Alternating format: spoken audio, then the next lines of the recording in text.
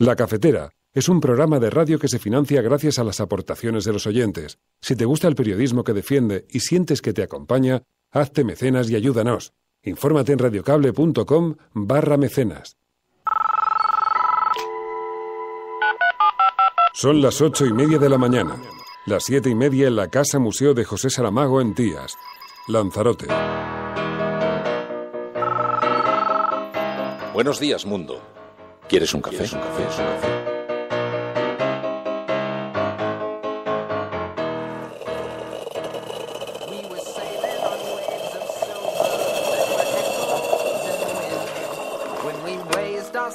To capture them, the ship was lifted up and then it was sank.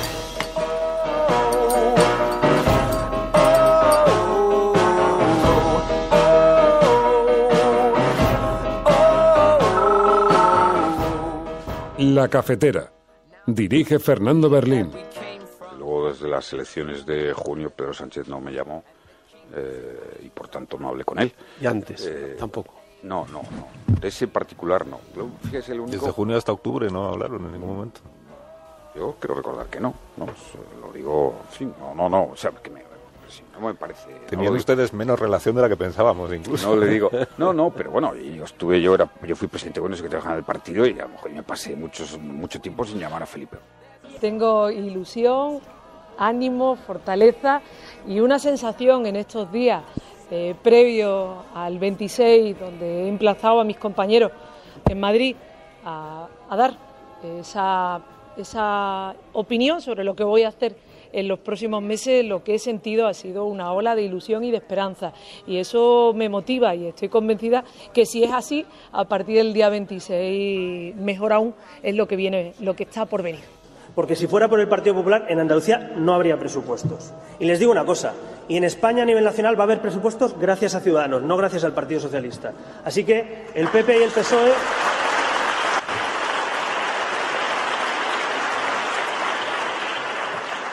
Al PP y el PSOE no les gusta dialogar, les gusta ganar al de enfrente, les gusta generar trinchera ideológica.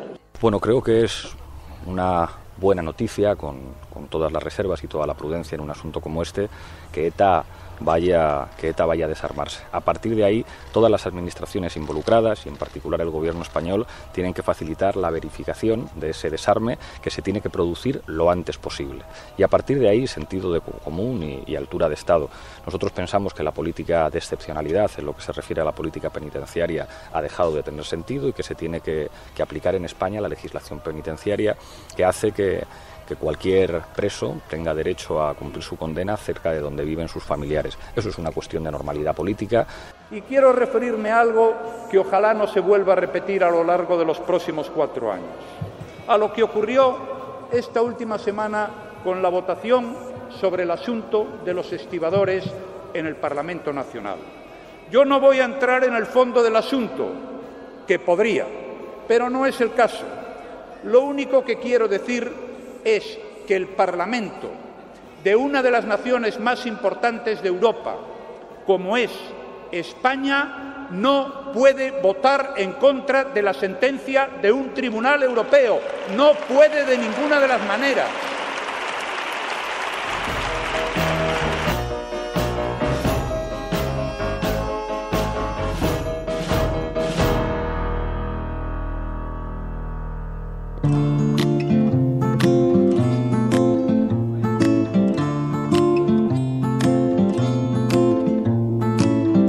Take a walk with me to where you wanna be.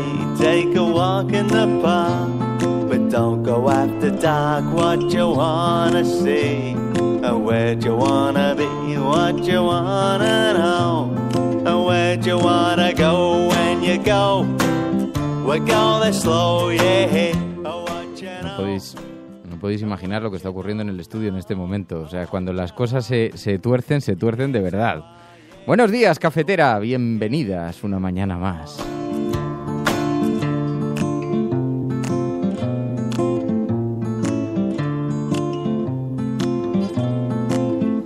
Ahora lo explico, es que resulta que cuando empieza a sonar la sintonía, no habíamos probado los micrófonos al encender, entonces le doy al micrófono de Emilio y no sonaba, le doy al micrófono de María, sonaban los micrófonos alternos, así que hemos tenido que cambiar, ahora ya no sé qué micrófonos suenan. Y entonces aquí, mientras parecía el camarote de los hermanos Marx, un micrófono volando por un lado. A ver, vamos a ver. María, te oigo. ¿Me oyes? Días. Sí. Muy bien. Hacemos las pruebas de sonido en directo. Somos así. Hola, buenos días. ¿Y por qué ha pasado esta cosa tan extraña? La ley de Murphy. Sí. O sea, la ley de Murphy, pero este es el cable que no funciona. Madre mía, qué desastre. Bueno, buenos días a todos. Bienvenidas una mañana más a este espacio en el que tratamos de juntarnos las proscritas, las que miramos con optimismo el futuro, estoicamente, con la cabeza muy alta. Buenos días, Percebeiro, Gude, Enfermeros Alesa, Infinito de Córdoba, Mercedes, Xavi Gracia, José Tierras Altas, tantas y tantas personas. Ayer os echamos de menos. Lo que pasa es que necesitaba descansar, lo digo con un montón de cariño, porque mi descanso ya sabéis que es estar aquí en el programa. Pero estaba físicamente muy, muy cansado y necesitaba descansar. Y bueno, pues tuvimos que tomar un pequeño descanso, pero ya estamos en marcha. Y eso sí, hoy es un día muy especial porque es el Día de la Poesía, el Día Mundial de la Poesía. Es trending topic, lo estáis viendo. Y bueno, vamos a hablar con Juan Carlos Mestre. Es Premio Nacional de Poesía en el año 2009. Es un excelentísimo poeta, una grandísima persona. Vamos a tener la oportunidad de charlar un ratito con él.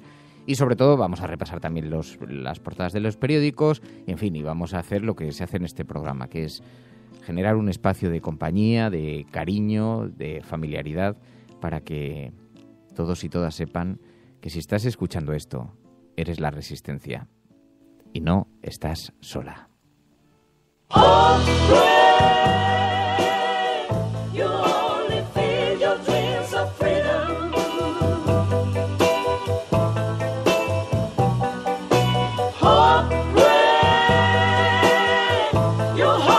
Bueno, hoy vais a tener que perdonar los errores técnicos que podéis detectar porque, insisto, que ha pasado algo, ha explotado todo a la vez. Así que podemos tener una mañana un tanto sobresaltada. Pero, en fin, ¿qué le vamos a hacer? Son las cosas del directo.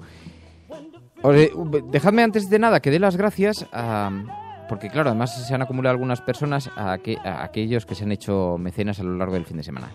Tomás y Teresa, que me escribió un mensaje que me dice: mira, Fernando, es el cumpleaños de mi hermano Diego y le he regalado una suscripción al programa porque es muy oyente del programa y entonces, bueno, pues se ha sumado a esta gran familia. Así que 2 consideraciones. En primer lugar, feliz cumpleaños, Diego. Espero que pases un buen día. Creo que fue ayer, me parece, ya viéndolos. Pero, en todo caso, feliz cumpleaños.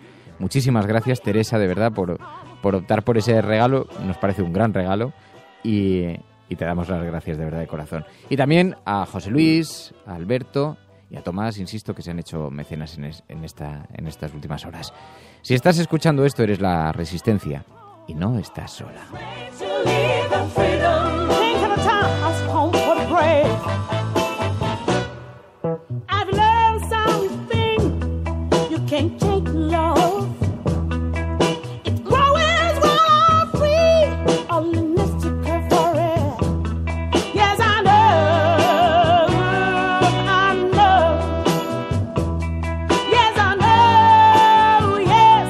Bueno, pues ya sabéis, hay un hashtag en el programa a través del cual vamos a comentar la actualidad.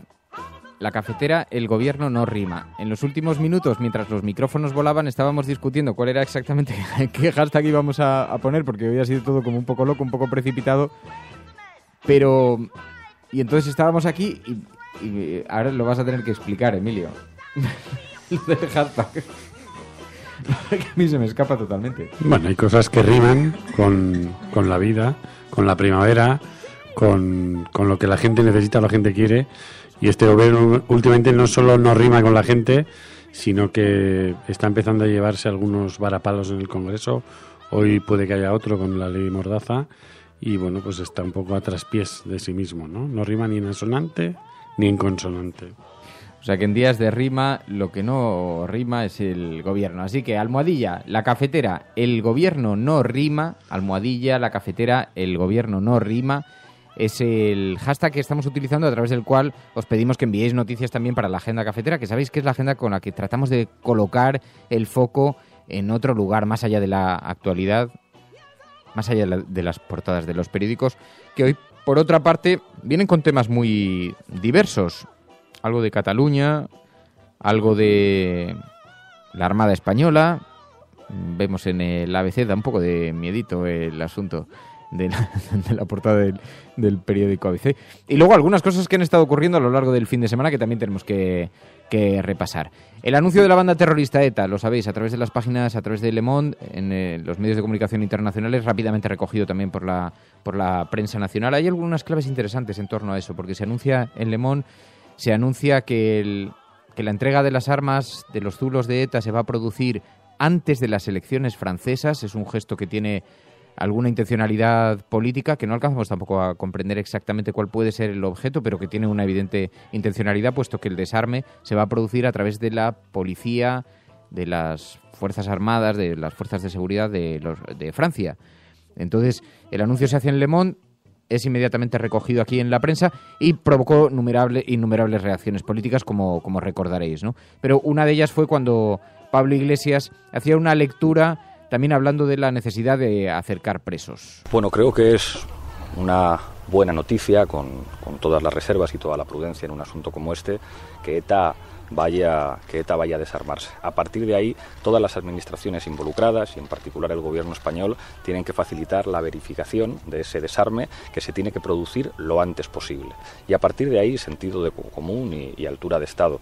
Nosotros pensamos que la política de excepcionalidad, en lo que se refiere a la política penitenciaria, ha dejado de tener sentido y que se tiene que aplicar en España la legislación penitenciaria, que hace que cualquier preso tenga derecho a cumplir su condena cerca de donde viven sus familiares. Eso es una cuestión de normalidad política. Porque además ha habido otras reacciones políticas también. Bueno, el gobierno lo mira con cautela, ¿no? Siempre ha mirado este gobierno todas las declaraciones de ETA con cierta cautela, ¿no? Sin darle, casi como quitándoles importancia hasta que sean hechos. En general todos los partidos se han alegrado, pero se mantiene esa especie de desconfianza, ¿no? Me imagino que también forma parte de una cierta escenificación igual, ¿no? O sea, de las tensiones que hay en una negociación, ¿no?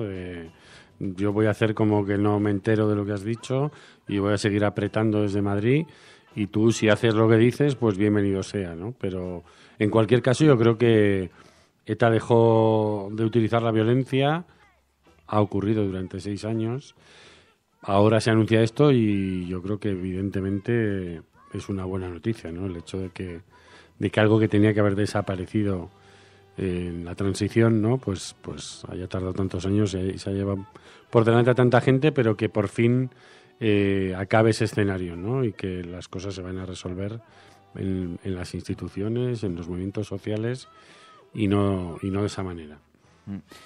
Yo fíjate que a lo mejor expresado en estos términos, pero viendo el debate que había en las propias redes sociales, y el Partido Popular tiene una posición muy ambigua siempre con el terrorismo de ETA, porque por una parte vemos que el gobierno tiene una posición más estadista, más silenciosa. Es evidente que hay cosas que se están moviendo por debajo y habría que ver cuál es la cifra, si ha habido algún tipo de acercamientos o no.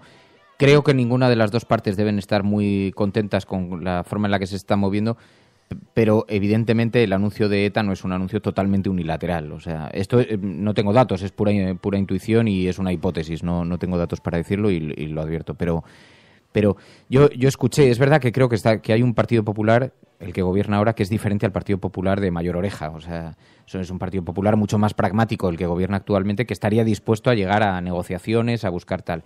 Siempre desde una perspectiva, bueno, pues desde la perspectiva del Partido Popular, pero mucho más pragmático. Pero hubo un Partido Popular que prefería una ETA. Y esto es muy duro decirlo, pero esto no soy la primera persona que lo dice, y esto yo lo he oído en declaraciones de algún ya miembro retirado del Partido Popular. Una ETA latente pero no desaparecida, porque eso contenía el mensaje de independentismo, a un escenario sin ETA, ¿no? Con la posibilidad de tal. Esto yo lo he oído literalmente hace muchos años ya, no es el Partido Popular actual, no sé en qué línea está en este momento, pero cuando se utilizaban las víctimas en la calle, cuando se movía tal, te lo decían abiertamente, ¿no? Yo recuerdo el 18 de marzo, mira, además hace ahora 11 años, del año 2006, en el Hotel Intercontinental de Madrid, se estaba presentando un libro sobre la historia del Partido Popular y en la presentación estaban Rajoy, Aznar y Fraga, y en ese momento, entre los periodistas que estábamos esperando que llegaran, corrió la voz de que ETA iba a anunciar el fin de la violencia y un diálogo con el gobierno, ¿no? Y a partir de ahí, pues se desencadenó una actitud brutal del Partido Popular, ¿no? Pues que Zapatero se había arrodillado ante los terroristas, que les estaba vendiendo la Comunidad Foral Navarra. Yo estuve en el debate que hubo en el Parlamento Europeo en octubre de ese año para votar una resolución a favor de ese diálogo, ¿no? Y siempre la actitud del Partido Popular ha sido, bueno, pues muy molesta con este tema, ¿no? Como si no quisiera empujar, pero está claro que desde la posición que tiene hoy Mariano Rajoy, desde el Gobierno, quizás 5 líneas por detrás de lo que nosotros vemos, pero desde ese anuncio del fin de la violencia han tenido que estar ocurriendo muchísimas cosas, ¿no? Y ETA, estos pasos, quienes estuvieran activos en la banda terrorista no podían darlos si no se negocia antes una solución para el tema de los presos, ¿no? Porque por delante, digamos, que están los presos que han sido en casos alejados a Canarias, a Huelva, con todo lo que ha supuesto de dificultad para sus familias y todo lo que ha retroalimentado mucha de la conflictividad social en Euskadi, que ha tenido que ver con esa dificultad, ¿no? Con ese desgarro familiar que ha supuesto para gente que, bueno, pues que tiene en su familia un miembro de la banda terrorista que ha sido encarcelado por cometer delitos, ¿no? Pero toda esa especie de castigo que iba en las familias, ¿no? Entonces, por delante tenía que ir la solución a los presos, antes que cualquier otra. Y quizás estos pasos son porque ya han ocurrido algunas cosas que iremos viendo y que están por delante de nosotros, ¿no? Sí, se irán enviando mensajes, Mary. Luego también el problema está, y que digamos sí que molesta, ¿no?, a un sector de la población, es la utilización política que se ha hecho de este tema tan horrible y tan terrible. El problema es ese. Mucha gente, digamos, que no solamente desconfía de las palabras de ciertos políticos, sino que también les molesta, ¿no?, que se haya utilizado de esa manera, que unas víctimas valgan más que otras. Siempre, y además, cuando es un tema que yo creo que todo el mundo que crea en la democracia está en contra de la violencia de ETA, pero no por eso hay que utilizarlo políticamente. Esa es una de las paradojas y la forma en la que las víctimas han sido utilizadas, ¿no? Pero y luego la visión tan transversal que hay entre las propias víctimas, porque Eduardo Madina no tiene el mismo discurso que otras víctimas que hemos visto presidiendo incluso la Asociación de Víctimas del Terrorismo. Pero bueno, lo cierto es que se produce este anuncio, que hay una cierta desconfianza también, porque de ETA es verdad, vimos también una escenificación un poco ridícula con aquella entrega de armas que creo que tenemos la foto puesta en la portada de Radio Cable ahora, pero que entregaron 3 pistolas, una organización terrorista que ahora es cuando tiene que realmente mostrar cuál era el arsenal, qué es lo que tiene que entregar, qué es lo que tiene en sus tal. Entonces, de esa escenificación un tanto patética, pues ha nacido una desconfianza que es muy difícil que... Ahora ya, claro, dicen, sí, pero ¿qué va a hacer? Como la última vez. Así que se combinan aquí muchas cosas, ¿no? Pero bueno, en fin, esto en lo que se refiere a la banda terrorista ETA, que paradójicamente, es verdad, habíamos dicho, estábamos el viernes pensando qué invitados, qué íbamos a hacer el lunes, de qué podíamos hablar, y alguien nos decía, vamos a hablar de ETA porque el anuncio es importantísimo. Y uno se da cuenta de la velocidad con la que se precipitan los acontecimientos, la enorme velocidad con la que ocurren las cosas, y unas noticias solapan a otras, desaparecen de la actualidad. Este tema ya no es portada en los periódicos, ya está totalmente amortizado en la prensa. Es un poco duro decirlo, pero es verdad que hay, que es que de pronto las cosas vuelan y se solapan, ¿no? Tenemos que analizar y además vivir un periodismo que está cambiando de manera vertiginosa, ¿no? Una noticia como esta, que hace 10 años habría tenido un impacto brutal, ¿no?, durante días en los medios de comunicación, y hay que ver cómo se evapora, ¿no? Ahora la información de actualidad se convierte casi en un Tetris, ¿no?, que van encajando las piezas y en el momento que están todas las piezas de una línea completas, quiero decir que ya los actores han hecho sus declaraciones, plum, esa línea desaparece y nos ponemos a construir otra con otra noticia, ¿no? Y a veces eso es un beneficio en parte del poder, ¿no? Porque puede hacer desaparecer cierta información de manera muy rápida, ¿no? Casi por aplastamiento con otras noticias de actualidad, y lo difícil es manejarse dentro de esa a veces saturación informativa, ¿no? Y tener la capacidad de mantener un cierto hilo con lo que está ocurriendo y no desprenderse con esa velocidad de las cosas para entender a veces detrás de ese telón qué es lo que está haciendo el poder, ¿no? De todos modos, eso es verdad, pero a mí lo que me llama también mucho la atención es que hay ciertos temas que sí que se retoman, ¿no? Y son bastante insistentes. Por ejemplo, ahora he recurrido a la portada del 19 de marzo de este fin de semana de Yo sí voy a misa del ABC, y es un tema que, digamos, lo marcó en la agenda Podemos, lo marcó con el tema de la 2 y la misa. Es un temazo, sí. Y el ABC, aunque ese tema, digamos, que podía no dar para mucho, se está extendiendo en la actualidad, y ABC, de hecho, bueno, pues puso en la portada a personajes como Luis de Guindos, Tamara Falcó, Bertín Osborne, pues con el lema de Yo sí voy a misa. Luego comentamos eso, sí, porque eso ha sido potente este fin de semana también, es verdad, se me había escapado. Estás escuchando La Cafetera, y si lo estás haciendo, no estás sola. Hay criminales que proclaman tan campantes: la maté porque era mía. Así nomás, como si fuera cosa de sentido común y justo de toda justicia el derecho de propiedad privada que hace al hombre dueño de la mujer. Pero ninguno, ni el más macho de los supermachos tiene la valentía de confesar: la maté por miedo. Porque, al fin y al cabo, el miedo de la mujer a la violencia del hombre es el espejo del miedo del hombre a la mujer sin miedo. First time I saw you, you were dressed in blue. There was no taste that night. Juan Carlos Mestre, muy buenos días. Hola, buenos días, Fernando. Juan Carlos, Premio Nacional de Poesía, Premio Nacional de la Crítica por su libro La bicicleta del panadero. Hoy es el Día Mundial de la Poesía y tú eres un invitado. He tenido tantas ganas de llamarte tantas veces porque eres tan majo, tan buen tipo y tan gran poeta. ¿Qué tal estás? Muchas gracias, Fernando. ¿Qué tal te va? Bueno, pues va como va a todos los poetas y a todos los ciudadanos, ¿no? En la expectativa crítica de imaginar un mejor destino para nuestro país y nuestra gente. Juan Carlos, ¿cómo vive un poeta el Día Mundial de la Poesía? Bueno, pues creo que de la única manera que se puede vivir hoy ese acto de libertad dialéctica que es la poesía, convirtiéndolo en, diría yo, en un acto de legítima defensa contra la soberbia obstinación del poder para mentirnos cotidianamente. Tengo aquí a Emilio Silva a mi lado, que es muy amigo tuyo. Le puedes saludar, Emilio, también. Buenos días, Juan Carlos. Hola, buenos días, vecino del corazón. Son muy amigos Emilio Silva y Juan Carlos. Y lo que ha permitido que por casualidades de la vida yo haya tenido la oportunidad de conocer a Juan Carlos Mestre también a través de Emilio, lo cual es un auténtico privilegio. Y Juan Carlos, a las almas doloridas, ¿qué es la poesía? La poesía, pues la poesía yo creo que es la conciencia de algo de lo que no podemos tener conciencia de ninguna otra manera.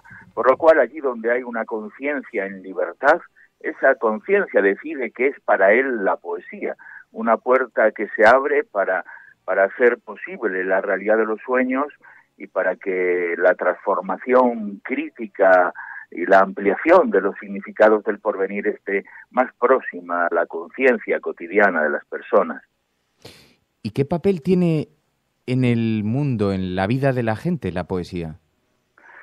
Bueno, decía Aldo Pellegrini, el gran poeta argentino y amigo de los surrealistas, que la poesía siempre tiene una puerta herméticamente cerrada para los imbéciles y abierta de par en par para los inocentes. Él pensaba que no es una puerta cerrada con llave o con cerrojo, sino que que su estructura, su manera de decir, de estar en el lenguaje, por más esfuerzos que hagan los imbéciles, no pueden abrirla jamás, mientras cede a la sola presencia de los inocentes, entendiendo por inocentes aquellos que han renunciado a ejercer todo tipo de autoridad artística o política sobre los demás. Yo alguna vez te he oído decir que los poetas sois los legisladores de lo invisible. ¿Qué es exactamente lo que legisláis? Bueno, decía Shelley, el poeta alemán, que los poetas eran los legisladores del universo, y efectivamente, eso ya sabemos que no es así. Los legisladores del universo son los grandes sátrapas y los mercaderes del dolor humano, aquellos que han hecho de su dedicación al coleccionismo de escamas litográficas, como llamaba Poder era el dinero, el único objetivo de sus vidas. Entonces, ¿acaso solo le queda a los poetas ser los legisladores de lo invisible? Aquellos que, como los griegos, no tenían ante sus ojos el futuro, sino el pasado, es decir, que entraban de espaldas en el futuro para que la memoria fuera capaz de construir una reflexión sobre el pensamiento que nos permite seguir avanzando en esta gran aventura de la vida. En fin, lo que dicen los letreros en los autobuses de Varsovia: avancen hacia atrás.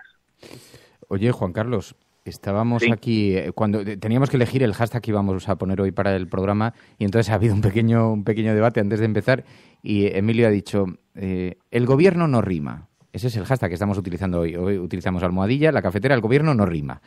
¿Qué interpretación le das a todo esto? Pues yo no sabía buscarla, yo le he dicho, yo no lo entiendo, pero el pueblo es soberano, y entonces, pero ¿qué interpretación le das a todo esto?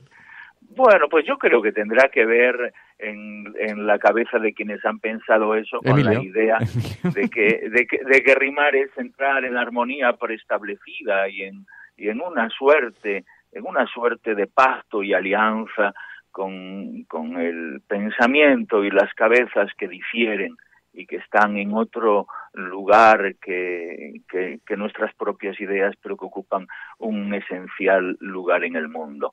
Es decir, se refiere, pienso yo, a esa obligación de todo discurso republicano en el que todas las partes somos ciudadanos libres y tenemos el derecho a estar en desacuerdo entre nosotros, ejercer el derecho al desacuerdo. Y el gobierno precisamente parece ser que todo con lo que no está en desacuerdo con la ortodoxia de su conducta está fuera de la rima de los tiempos, es decir, fuera de la belleza que siempre hace compañía a lo justo. Y seguimos viviendo en un país que trata muy mal a la inteligencia, a la gente que elige otro modo de vida, ¿no? Como puede ser el tuyo, y casi los castiga, ¿no? Porque de alguna manera va empobreciendo la vida cultural de nuestro país, ¿no? Y cómo se resiste desde un lugar como el que tú estás contra el 21% del IVA, contra la falta de inversión en cultura, contra el fomento del espectáculo, ¿no? Pues se resiste, estimado Emilio, de la misma manera que lo hace cualquier otro ciudadano, la misma manera que lo hace el carpintero, el que hace pan, el que trabaja en una fábrica. El poeta y el artista y el intelectual no tiene por qué exigir ningún tipo de privilegio, ya que todos los privilegios son indignos, y ocupamos ese mismo lugar, que hay que decirlo, de la precariedad de las inmensas mayorías que, frente a los mezquinos intereses personales de unos pocos, han reducido a este país a un páramo cultural, a un lugar donde, sí, aquellos imbéciles de los que hablaba Aldo Peregrini, que buscan el poder en cualquier forma de autoridad, el dinero en primer término, y todas esas estructuras del Estado, desde el poder de los gobernantes hasta lo microscópico y corrosivo y siniestro de los burócratas, de los banqueros, todas esas leyes bastante visibles que ejercen una presión demoledora sobre la inteligencia. Como decía Lorca, un pueblo que no quiere, que no cuida su teatro, si no está muerto o está moribundo, pero este pueblo está vivísimo y sigue exigiendo que la cultura ocupe el lugar, esa mano que amplía siempre los horizontes significativos del porvenir y sin el cual no hay futuro. Sí, fíjate, dice un oyente, dice Leva, Dice, vivimos en un páramo cultural. ¿España es un país poco poético? ¿Te lo parece? No, España no es un país poco poético, es un país en el que la memoria de lo poético es una memoria trágica y que las grandes inteligencias poéticas, que son las que aportaron la luminosa experiencia del pensamiento intuitivo, aquel que por encima de la pragmática levanta la voz para decir que termine la historia y comience la vida, es lamentablemente la historia de los grandes poetas españoles que vivieron y murieron en el exilio, que fueron condenados a penas privativas, que los condujeron a morir de hambre, sin ningún tipo de atención, como Miguel Hernández, o que siguen siendo al día de hoy un detenido desaparecido, como lo es Federico García Lorca.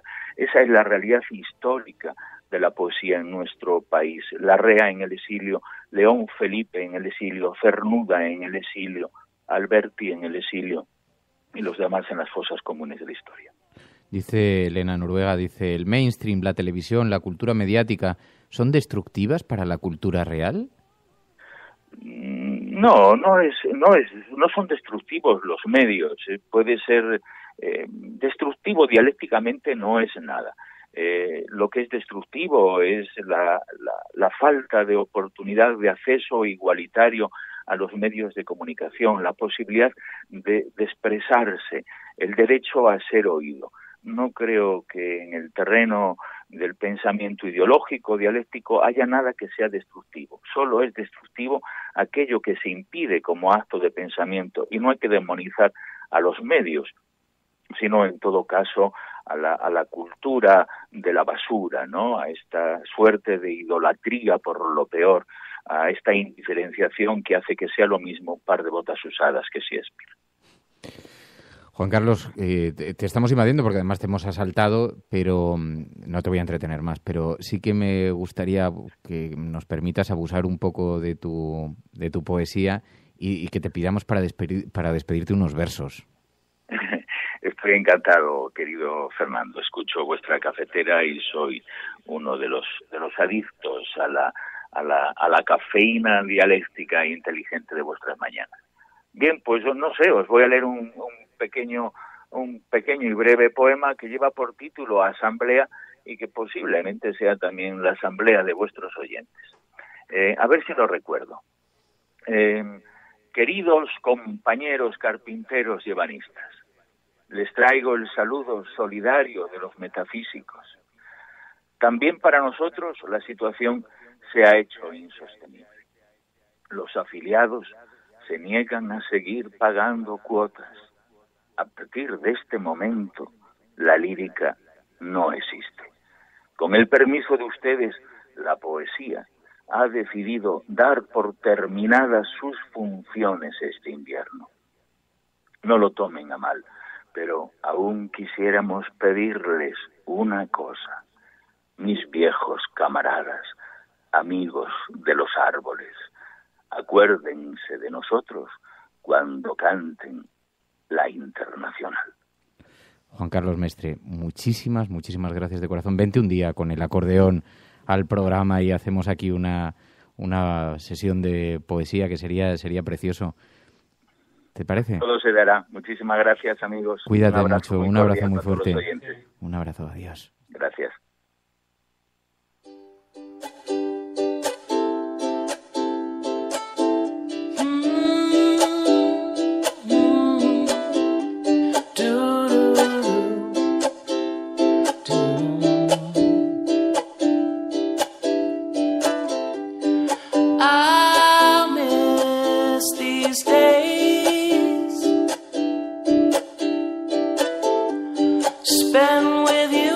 ¿Cómo volver ahora a la cotidiana realidad de la actualidad, de los tal, cuando hemos dejado que volase la imaginación y la memoria, los recuerdos, la poesía?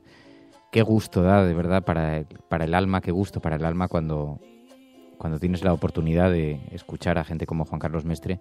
Y, oye, te lo agradezco un montón, Emilio, porque además ha sido cosa tuya y la ventaja de tenerle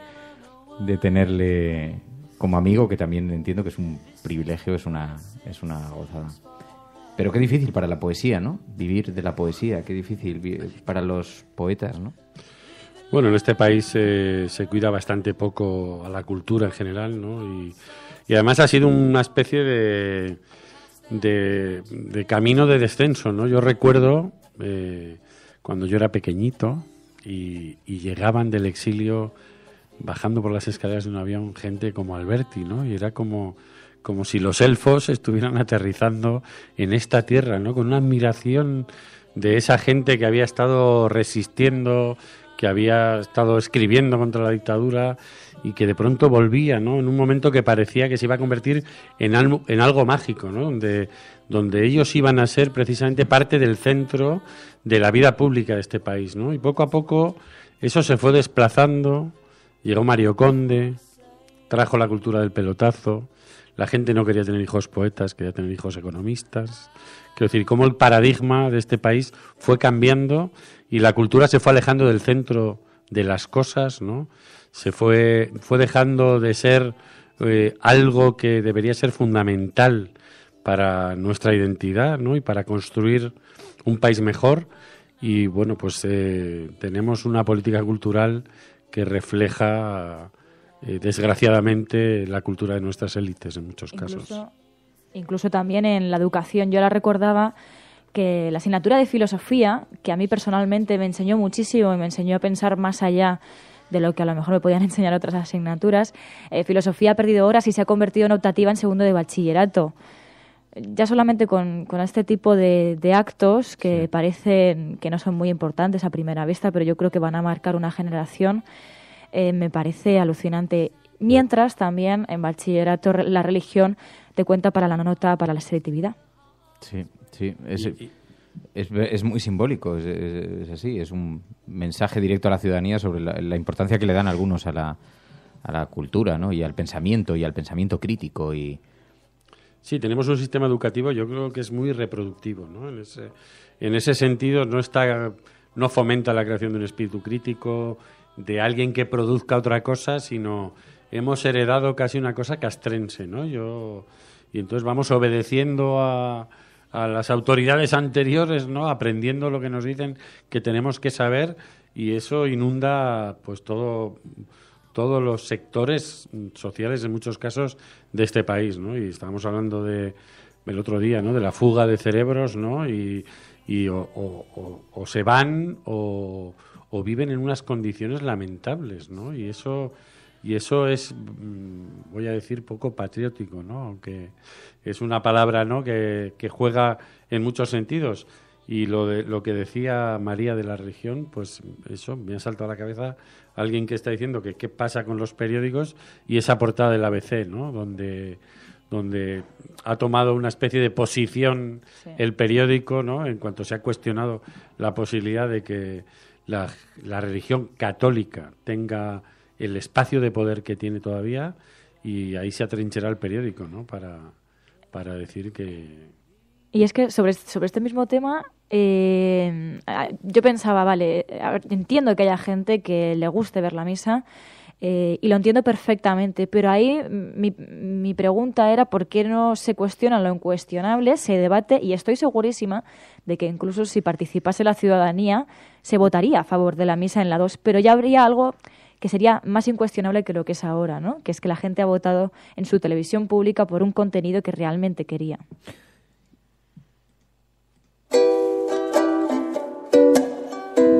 Es que de pronto me he acordado que efectivamente este fin de semana hubo un enorme revuelo porque Irene Montero participó en un programa en La Sexta, en una tertulia, en La Sexta Noche, y allí le preguntaron por el asunto de la misa. ¿Cómo fue la historia? María, tú lo seguiste, ¿no? Pues yo justo lo vi en Twitter porque era trending topic y bueno... se montó un revuelo enorme. Sí, fue un escándalo. Y bueno, pues simplemente estuve mirando las informaciones y es que en el programa de La Sexta Noche pues la habían entrevistado. Y creo que como uno de los ejemplos que se podrían sustituir los contenidos de esta misa en la 2, pues habló de contenidos de educación sexual, lo cual muestra cómo en España seguimos siendo un país un poco pacato en ese sentido, ¿no? De que nos escandalicemos porque digamos las palabras educación sexual. Sí, pero ahí es un ejercicio de una cierta provocación, porque claro, precisamente en el espacio que ocupa la Iglesia Católica, pues de una provocación positiva, en mi opinión, porque lo que haces es poner el espejo de la... Dices, no, ¿quieren ustedes controversia? Pues fíjense, si pusiéramos educación sexual en lugar de la misa, que por otra parte debería formar parte de la educación básica de los ciudadanos, o sea que tampoco es nada que, bien analizado, no es nada que sea... Pero claro, puso en pie de guerra un montón de gente, lo cual hizo que se convirtiese en trending topic. A eso le añadimos todo el debate que hay sobre la misa y esto que estamos hablando de la cultura. Y yo recuerdo además ahora que te escuchaba, Emilio, con esto que decía sobre la educación, la sustitución de ciertas asignaturas también a las que se refería María, yo recuerdo a José Ignacio Bert cuando dijo, es que la educación lo que tiene que ser es un mecanismo de obtención de trabajo, o sea, tiene que ser el camino previo a la inserción laboral, ¿no? Y es que la educación no tiene que ser eso. Es que la educación lo que tiene que fomentar es un espíritu crítico en la ciudadanía que le permita, obviamente, tener oportunidades para trabajar, pero no tiene que ser un mero pretrabajo, ¿no? Porque de otra manera nunca nadie alcanzaría a tener un mínimo pozo cultural, ni a apreciar, ni a valorar la cultura, ni a valorar las raíces de donde estamos, el por qué hemos llegado hasta aquí, qué puede suponer eso, ¿no? Pero entender la educación como un simple estímulo para derivar a la gente de unos trabajos a otros, en realidad, ¿no? Porque ahora hacen falta más ingenieros, pues entonces cambiamos las asignaturas. Ahora hace falta más. ¿Y dónde está el espíritu crítico que pretende fomentar la educación, ¿no? El trabajo es que nos pongan un uniforme mental, ¿no? Que seamos cada vez más uniformes y vayamos todos por el camino que el poder, en términos genéricos, espera de nosotros. Y la cultura precisamente lo que hace es generar desorden, ¿no? En ese mapa donde las élites pues nos dirigen donde quieren que vayamos, ¿no? Y nos pueden programar desde la educación para que respondamos a sus preguntas como quieren que respondamos, ¿no? Y la cultura precisamente lo que hace es generar desorden.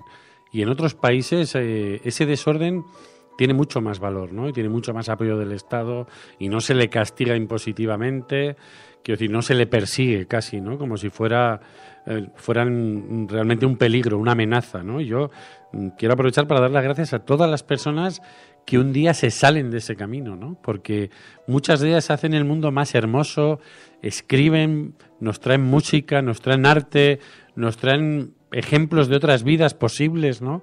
Y eso tiene un enorme mérito, sobre todo en un país donde se trata tan mal al que elige otro camino, ¿no?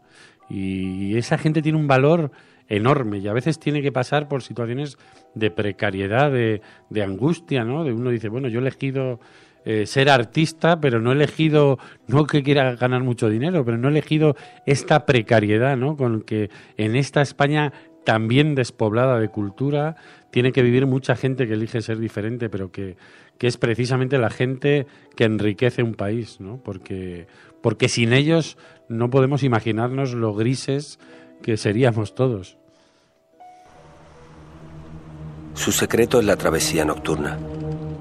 Se orientan entre sí, palpando oscuridades, trenzando brumas. Son los que rompen el cristal, los perseguidos, los supervivientes, los niños salvajes, los hermanos de la primavera y el dolor. Su casa es la casa 100 veces derrumbada y 100 veces vuelta a construir. Su casa no tiene techo y es la tuya y la mía también. Son los que desentierran los labios ocultos para hablar. Nunca fuimos héroes. No seremos héroes. Si acaso niños que tiran piedras a los trenes. Ballenas arponeadas dispuestas a resistir. Cuando nacimos ya habían traducido el mundo en un lenguaje equivocado. Las cifras estaban destinadas. Las fórmulas tenían veneno.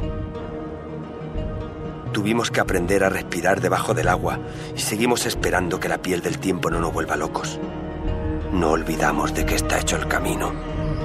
No olvidamos.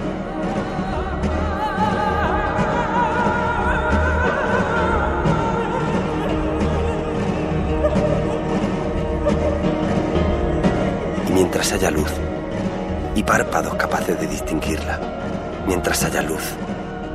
Celebraremos la piel del oso mientras lo estamos cazando. Agarraremos la sartén por el fuego. Y si no hubiera luz, si no la hubiera, buscaríamos un faro en la tormenta. Construiríamos la luz.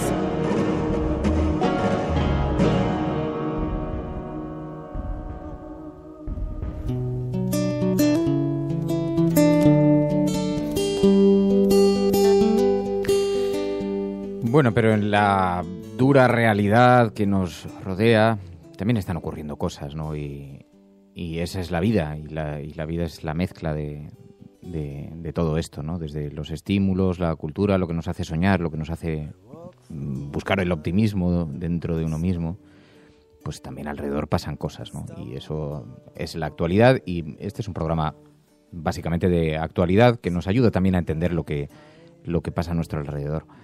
Y hablábamos de esa portada del periódico ABC que choca tan frontalmente con todo lo que estábamos diciendo ahora, ¿no? La Armada Española acoge un despliegue histórico, dice el periódico ABC, con la imagen de un portaaviones. Debe ser el único que tenemos. Creo que solo tenemos uno, ¿no? No estoy muy seguro. ¿No teníamos un portaaviones? Sí, pues debe ser ese, sí. Me parece que... Creo que no tenemos más. El buque Juan Carlos I, el de mayor tonelaje de la Armada Española en aguas de Cádiz, que además no es que, digamos, se ve así como uno de los pequeñitos americanos. Bueno, pues este es nuestro gran portaaviones que sirve para que presumamos de nuestra capacidad militar. 12 buques y casi 2.000 efectivos llevan nuestra bandera en los 5 continentes. Espérate, esto hay que hacerlo bien. La Armada Española comete un despliegue histórico. 12 buques y casi 2.000 efectivos llevan nuestra bandera en los 5 continentes y en la Antártida, un hito cuantitativo y cualitativo en la defensa exterior, dice el ABC hoy. Es que además, ¿qué significa un hito cuantitativo y cualitativo en la defensa exterior? Yo tengo un amigo mi amigo Jaime Compaire, que es muy gracioso, es un artista maravilloso. De hecho, ahora tiene una exposición en la galería de mi tía. Nunca he hablado de la galería de mi tía y me siento súper mal porque en este programa podría hacerlo y siempre me ha dado con mucho pudor porque es la galería de mi tía Blanca. Pero tiene una galería preciosa de fotos en la calle Limón, en Madrid, delante del Conde Duque.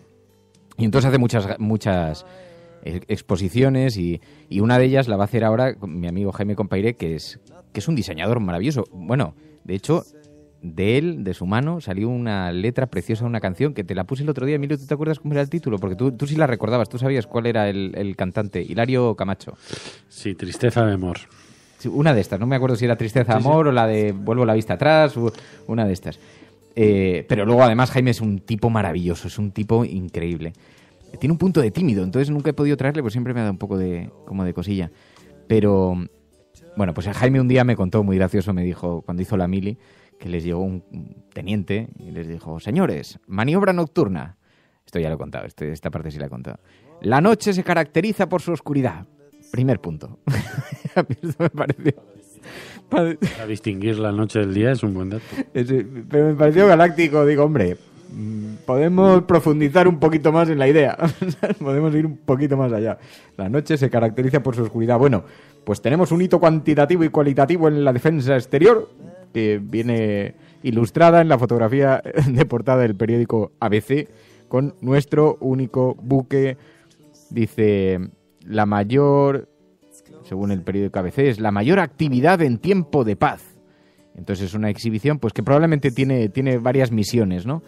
Primero, que hay un intento de enviar mensajes hacia la OTAN de la necesidad, de la unión, de los posicionamientos. También tenemos internamente problemas. Últimamente me decían que, ahora no lo sé, pero ha habido un tiempo en el que cuanto más tensión ha habido en Cataluña, que ha habido maniobras militares alrededor, que han pasado aviones sobrevolando bajos, aquí hay un intento de escenificación sistemático que tiene que ver también con reflejar, bueno, que existe, ¿no? Que los márgenes aceptables están posicionados. No me atrevo a decirlo de otra manera, pero la gente es. Pero bueno, el caso es que parece que estamos ante unas maniobras que al ABC le han llamado muchísimo la atención. Dime. Bueno, parece que el ABC está como cantando una vieja canción española que era Por Dios, por la patria y el rey, ¿no? Porque con la portada de Yo sí que voy a misa, o sea, está como consolidando los grandes valores plus ultra de la España eterna, ¿no? Hace 2 días con esa reivindicación de que todavía se confunda el Estado o se funda el Estado con la Iglesia Católica, ¿no? Ahora esta reivindicación que realmente no parece muy de actualidad, salvo, no sé, igual también tiene que ver con justificar el aumento del gasto militar que va a haber en los presupuestos, ¿no? Que igual nos lo van a vender desde el punto de vista de las labores humanitarias que hace el ejército fuera de España, ¿no? Cuando otras partidas van a sufrir recortes bastante más importantes para la sociedad, ¿no? Pero parece como una especie de rearme, ¿no? Ideológico de esa España sempiterna del siglo XIX, ¿no? Donde vamos aquí defendiendo los grandes valores, ¿no? Falta la corona, que no está pasando por su mejor momento, ¿no? Pero que igual pues la vemos un día de estos, ¿no? También en este ejercicio de permanente restauración, ¿no? Para que España no acabe el siglo XIX, que parece que todavía no lo termina. La verdad es que este ejercicio que decía antes María es muy interesante. Domingo de misa, martes de ejército. Vamos a ver qué nos depara el miércoles o el jueves, porque me está dando un poco de sustito esto. Bueno, Además, la Semana Santa está cerca. Sabéis que vais los primeros en la lista, o sea... En fin, vosotros veréis.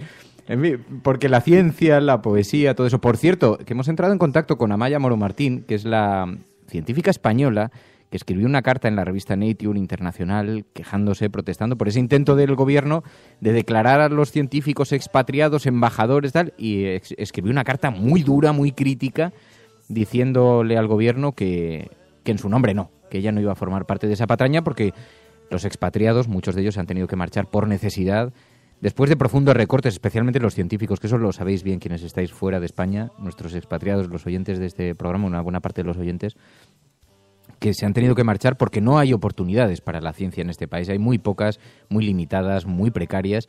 Y hemos conseguido contactar con Amaya Moro Martín, que es una gran científica, y ha estado cariñosísima y hemos quedado con ella en que vamos a hablar con ella en el programa. Así que en los próximos días, en cuanto consigamos coordinarlo, porque está viviendo en Estados Unidos, en cuanto consigamos coordinarlo, hablaremos con ella porque es muy interesante esta perspectiva también del abandono que estamos dando a tantos y tantos españolas que están viviendo en el exterior en fin, luchando por salir adelante y que sienten en cierta forma que eso es una forma de insulto, ¿no? Bueno, en el periódico El País, el gobierno rechaza por inconstitucional la vía escocesa, diálogo no es exigir lo que no se puede dar, replica la Generalitat la vicepresidenta Santamaría, dice el periódico El País en su portada. También el periódico El País, el FBI investiga la injerencia de Rusia en la campaña de Donald Trump.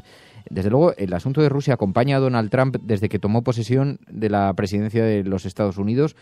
Dice ahora el periódico El País que el director de la agencia, James Comey, desmiente al presidente de Estados Unidos, niega que el equipo de Obama espiara sus comunicaciones. Y sabéis que en esto hay un debate profundísimo, que algunos creen que podría empujar finalmente a Donald Trump fuera de la presidencia si lograran demostrar esas vinculaciones de la administración rusa para con la campaña de Donald Trump. Pero es difícil que se vayan a conocer muchas más cosas porque algunas de las revelaciones que ya se habían conocido, pues que durante la campaña electoral miembros del equipo de Donald Trump habían estado contactando con importantes cargos políticos rusos y no ha pasado nada, más allá de que dimisiones, pero son asuntos menores para la gravedad. Se incumplen varias leyes. Primero, la mentira de Donald Trump y de sus asesores. La mentira en sede parlamentaria, sede pública, bajo la supervisión de los focos. Y en segundo lugar, hay una ley en Estados Unidos que prohíbe expresamente, creo que es de 1700, una ley que prohíbe expresamente ejercer tareas diplomáticas a aquellas personas no asignadas para ello. Por lo tanto, podría haber incurrido en varios delitos. Bueno, no pasa nada, lo dejan correr, es una cosa como... En fin, pero el caso es que hay una gran polémica en Estados Unidos. Lo que pasa es que como está tan en entredicho la prensa mainstream, porque el propio Donald Trump ha conseguido verter sobre la reputación de los grandes medios de comunicación esta pátina de sospecha permanente, que esto lo hablamos el otro día con Juan Diego Boto, que es paradójico, ¿no? Los medios mainstream, los que veíamos nosotros como medios totalmente entregados al poder de los norteamericanos, ahora parecen ser antisistema. Es una cosa increíble, ¿no? Ha sido uno de los efectos derivados de toda esta guerra de Donald Trump contra los medios de comunicación. Y que el New York Times aparezca como alternativo es una cosa increíble, ¿no? El Washington Post, pero... Bueno, el periódico El Mundo, el Parlamento paga 4 veces más a los partidos que el Congreso, dice Los subvencionó con 15,8 millones el año pasado, dice, frente a los 26.000 de la Cámara Baja, 100 y pico mil que pagaban por diputado. También en el periódico El Mundo, Rajoy no presionará al PSOE con los presupuestos para no dañar a Susana Díaz. Sin embargo, hemos oído también anuncios velados, no lo ha dicho abiertamente Mariano Rajoy, pero sí hemos oído advertencias veladas de o aprobáis los presupuestos o convoco elecciones. Dice el periódico El Mundo que no, que Mariano Rajoy no va a presionar. Lo que sí que hemos escuchado estos días a Mariano Rajoy es lanzando unas críticas muy fuertes con el tema de los estibadores, a la actitud parlamentaria de la oposición. Y quiero referirme a algo que ojalá no se vuelva a repetir a lo largo de los próximos 4 años. A lo que ocurrió esta última semana con la votación sobre el asunto de los estibadores en el Parlamento Nacional. Yo no voy a entrar en el fondo del asunto, que podría, pero no es el caso. Lo único que quiero decir es que el Parlamento de una de las naciones más importantes de Europa, como es España, no puede votar en contra de la sentencia de un tribunal europeo. No puede de ninguna de las maneras.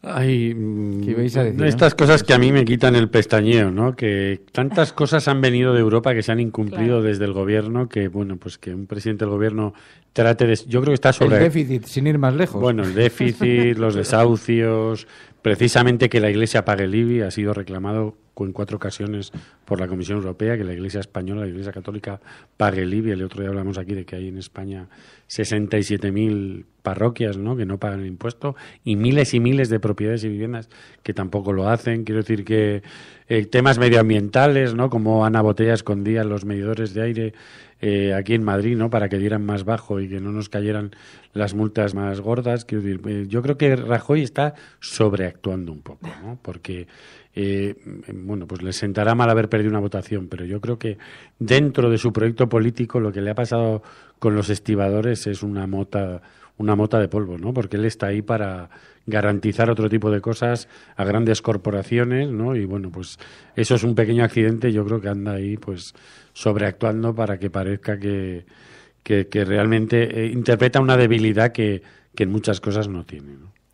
De hecho, otro ejemplo de los que tú dices, Emilio, lo he recordado ahora mismo, y es que es una noticia del 23 de febrero de 2015, hace 2 años, y era que la ONU urge a España a retirar la ley Mordaza y la reforma del Código Penal porque estaban realmente preocupados por si realmente estaban cumpliendo los derechos humanos.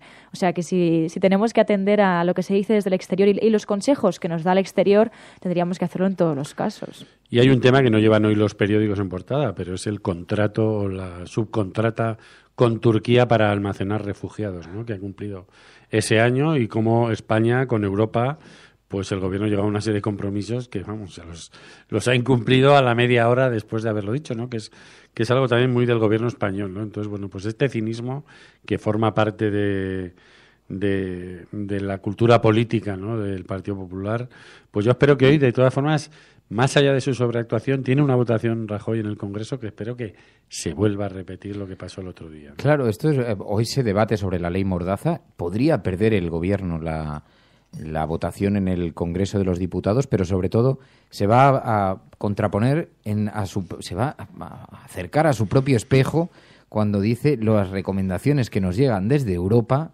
hay que cumplirlas. Pues aplícate el cuento. Hoy va a ser un día muy importante para verlo, muy interesante. Bueno, mientras tanto sigue una polémica. Hoy vamos a estirar un poquito el programa, pero porque además tenemos que hablar de la agenda cafetera también, que nos van llegando noticias que vais señalando. Pero no quiero que pasemos a ello sin que comentemos el asunto, y me he estirado yo porque me he ido perdiendo el sentido del tiempo. Me he relajado con la poesía, yo me relajo y me he ido relajando. Pero es que además este fin de semana ha habido varios pronunciamientos políticos, este fin de semana y ayer lunes, porque ayer lunes participó José Luis Rodríguez Zapatero en una entrevista con Alsina, y entonces le pidieron que se pronunciase sobre Susana Díaz. Esto fue muy llamativo, porque Susana Díaz ya está entrando en la carrera final. Es curiosísimo, yo creo que hay un incumplimiento de la prensa flagrante del deber de servicio público que tienen. No es aceptable que el anuncio de un anuncio se convierta en una noticia tal y como hemos conocido. No es aceptable. O sea, la forma en la que se le está haciendo la campaña, de la misma manera que es absolutamente inadmisible que un partido que está gobernado por una gestora, se permita, por ejemplo, negociar con el PSC cuotas. Una gestora.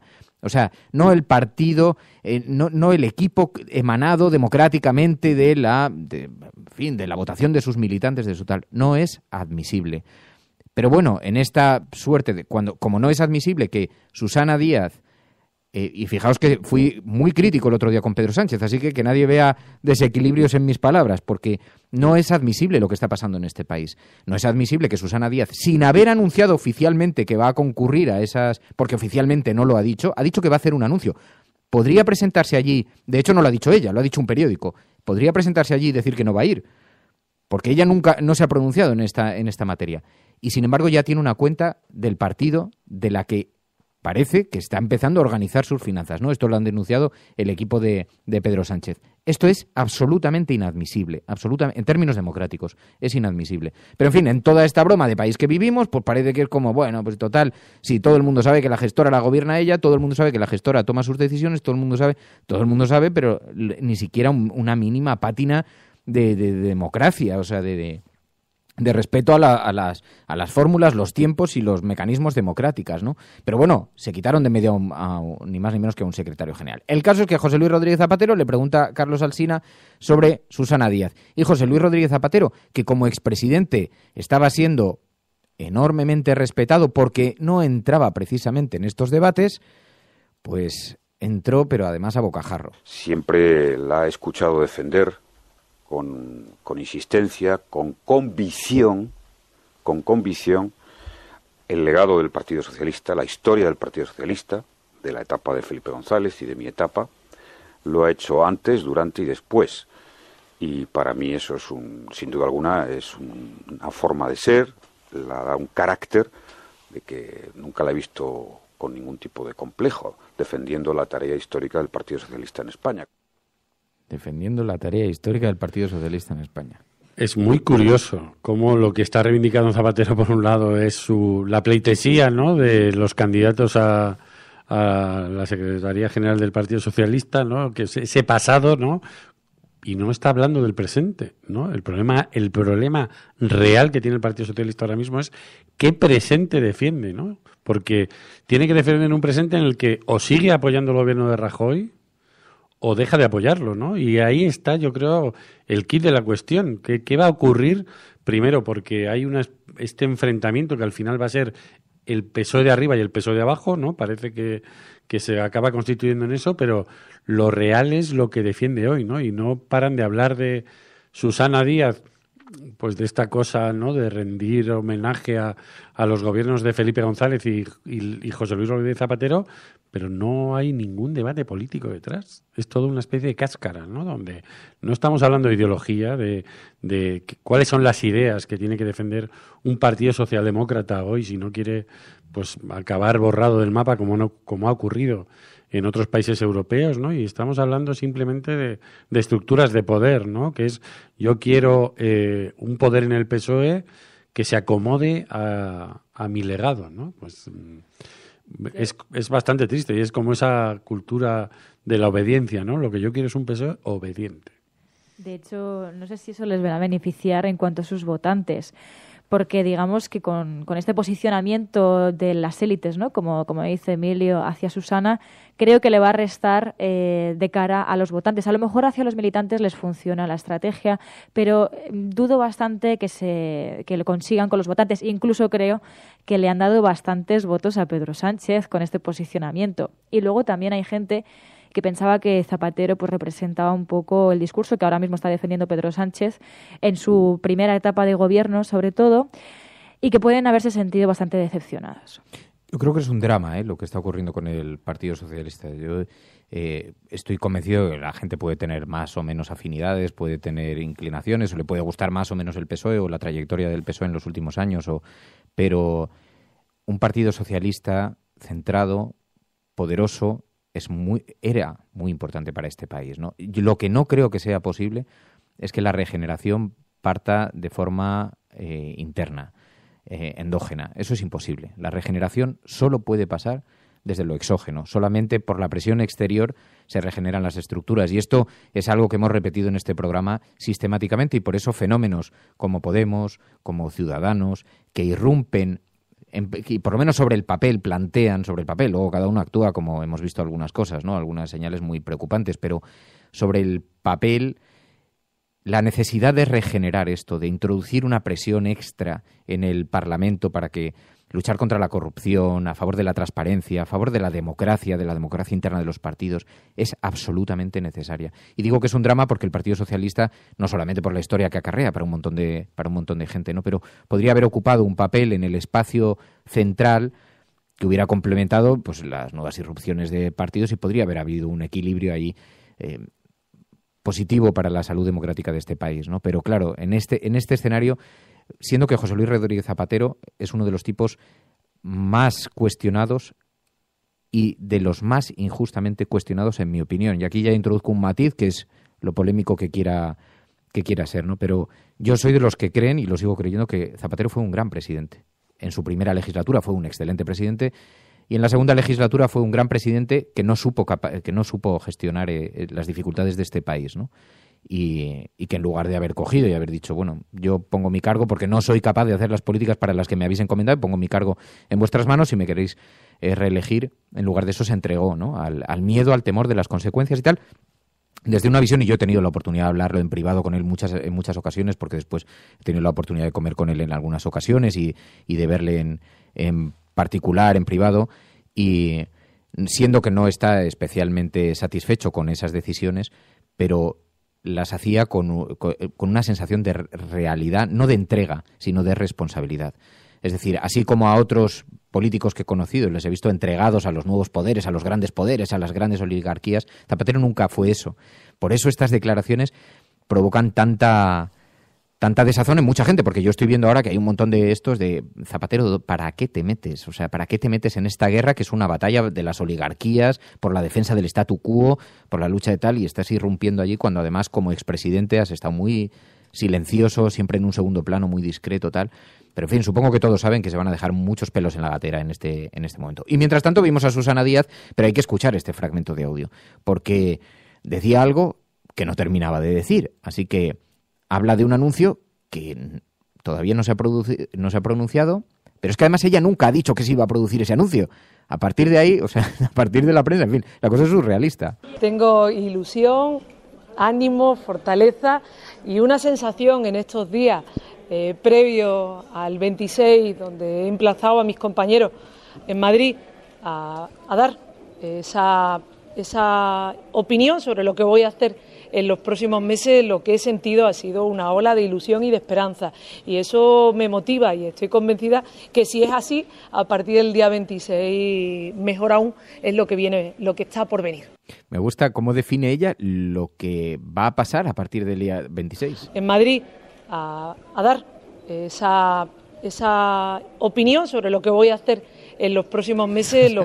Entonces tenemos que del anuncio, o sea, de ya va a anunciar que va a anunciar algo, hemos pasado a va a anunciar que va a anunciar algo, que va a anunciar una opinión. Entonces, que va a opinar. Que va a opinar. O sea, el lío es monumental, por no decir las cosas abiertamente, por manejar unos tiempos que ya han reventado por todos los flancos, por mantener una posición que ya nadie entiende, porque ya es, vamos a ver, o vas o no vas, pero ir por ir es tontería. Es como surrealista. Es como una noticia embargada, ¿no? Bueno, igual hay gente que no sabe que muchas veces en los medios de comunicación pues llegan informaciones que están embargadas, quiero decir, que se llega a un acuerdo con el informante que hasta tal momento no se van a dar, ¿no? Y esto es como una especie de embargo, lo ha dicho, pero no lo ha dicho. Y entonces ya ni siquiera lo va a decir, va a opinar, ¿no? Bueno, lo que nos han dicho es que se está preparando un acto gigante en el IFEMA para el día 26. De hecho, ya están circulando las invitaciones, donde se pretende que la asistencia sea muy, muy numerosa y que además, claro, se está persiguiendo escenificar un apoyo superlativo a la figura de Susana Díaz con todos los grandes pesos pesados históricos del Partido Socialista a su figura. Así que va a ser una suerte de gran aclamación. La Mary estaba deseando ir. Sí. Yo no. Es que además el día 26 yo creo que algo va a pasar allí. Va a ser un día muy, muy tenso. Potente. Sí. De hecho, lo que no sé es, no creo, pero puede ser que pase pues que haya gente a lo mejor alrededor de la puerta, como pasó en el caso de todo el revuelo de la gestora y todo esto que pasó.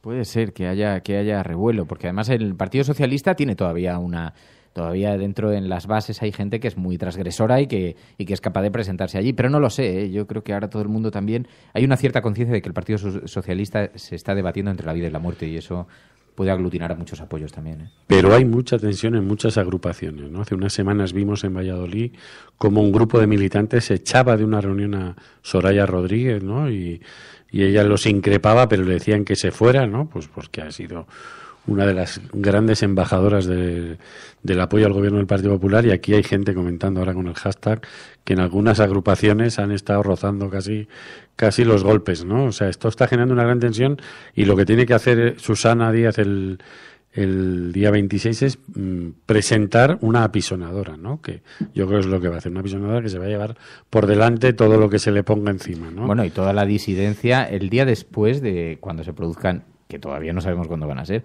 cuando se produzcan esas primarias, el día después eso va a ser una pasada. O sea, yo no sé, nos quedan meses, la verdad, de bastante... Y luego ha habido también un incidente en Twitter, nos decías, María, entre varios... Ah, bueno. Sí, concretamente, bueno, esto lo compartía O'Donnell Orza y hacía una captura de pantalla entre, si no me equivoco, con el nombre de Óscar Puente, se llama, ¿no? Sí. Y bueno, pues él había escrito... El alcalde de Valladolid, que es cercano a Pedro Sánchez y que le ha apoyado públicamente, le ha organizado actos, en fin, le ha abrazado en público, ¿no? Así es. Y bueno, entonces pues hablaba pues un poco de Pedro Sánchez y demás, y entonces O'Donnell Orza decía, mirad lo que ha contestado la número 2 de la gestora, ¿no? Y les había llamado feos. Y bueno, pues parece así como muy inocente, pero bueno, luego digamos que ha continuado la conversación en Twitter, ella ha acabado borrando ese tuit, ha pedido disculpas, pero Óscar Puente pues le ha dicho que no lo consideraba una broma y que bueno, que pues que las cosas así, pues discusiones públicamente, lo que hemos visto a lo mejor en Podemos lo estamos viendo también en el Partido Socialista. La verdad es que sí, yo no, claro, lo que pasa es que no con la misma resonancia, claro. Porque yo no me había enterado de esta historia, me la has contado tú cuando hemos llegado, y dice, se ve, pues me parece, no sé si es Óscar Puente, me parece que no, que es el alcalde de Jun, el que publicó un primer tuit que decía, felicitando a Óscar Puente, ganador del debate anoche en Objetivo PSOE, gran tipo. Y contesta Laura Seara a los dos, a Óscar Puente y a José Antonio Jun, diciendo, mira que sois feos con ganas. La número 2 de la gestora. Con lo cual, O'Donnell Orza coge la captura, la publica y dice... la gran dialéctica de la número 2 de la gestora sorprende dando lecciones sobre belleza. ¿Qué nivel de debate? Así que ella... Pero es que lo alucinante de todo esto... O sea, bueno, te atreves a poner un tuit así que sabes que va a tener cierta repercusión, ¿no?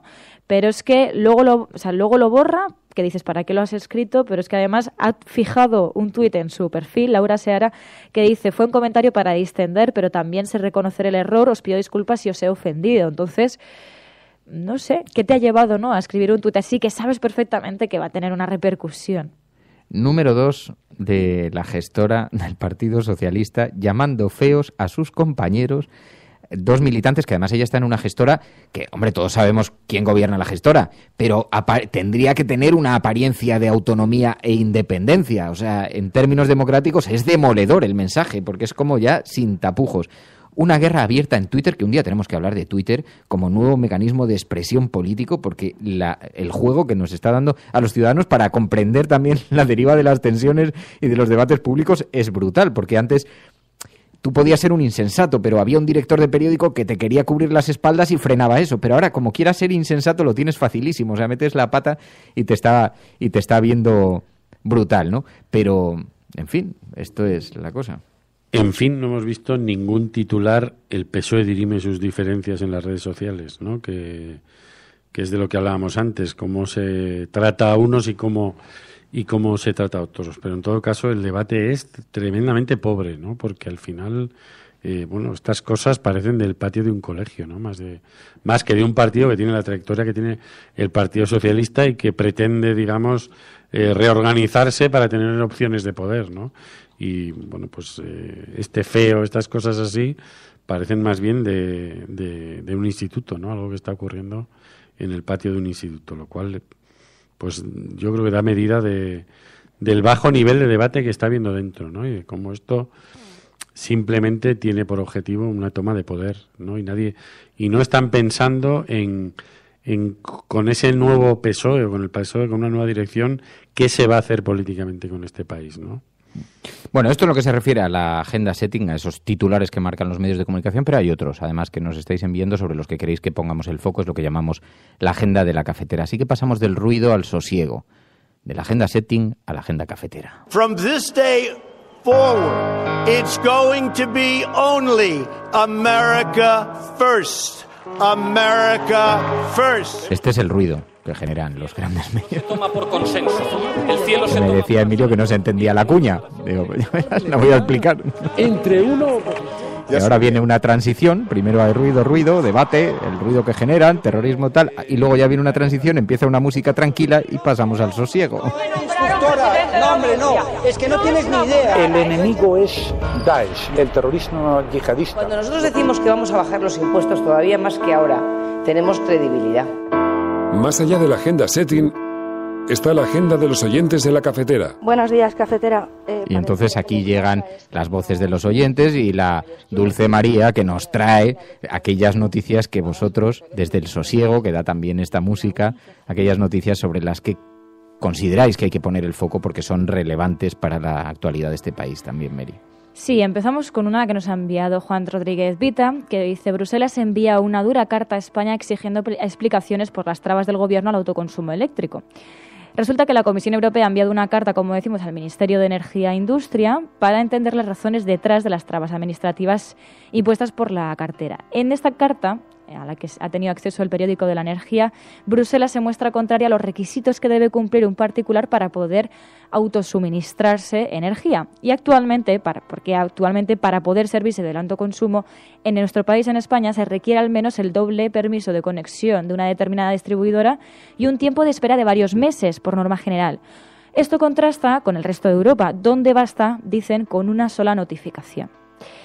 Pero si nos vamos al precio del butano, que nos lo envía @Fiber, dice: el butano sube este martes casi otro 5% y acumula un alza del 20% desde mediados de 2016.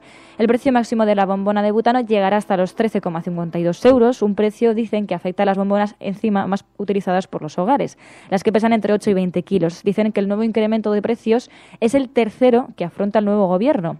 Dice, antes subió el 5% en enero, el 4,7% en octubre y el 4% en septiembre.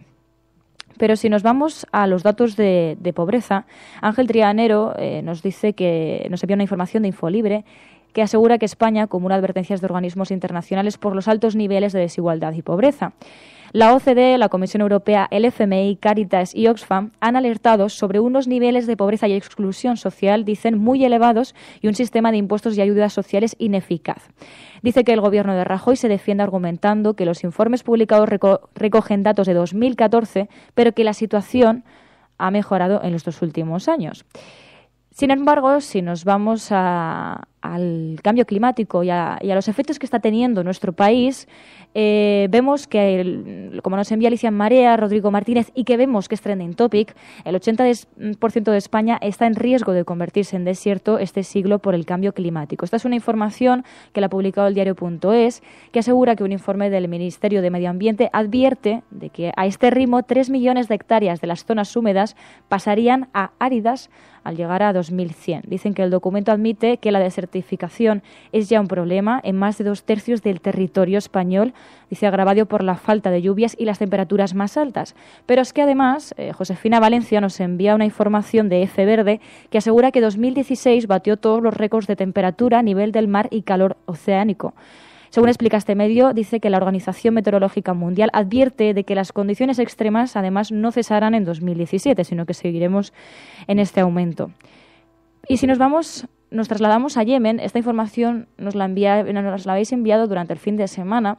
Obtemurian y Galgo Callejero nos han enviado esta información de que murieron 31 refugiados somalíes en Yemen por disparos de la coalición árabe el pasado 16 de marzo. Esto lo cuenta la agencia EFE, que asegura que la zona en la que ocurrió el ataque también es escenario de continuos bombardeos por parte de las fuerzas de la coalición árabe, dice, debido a que es empleada por las fuerzas rebeldes para el contrabando de armas.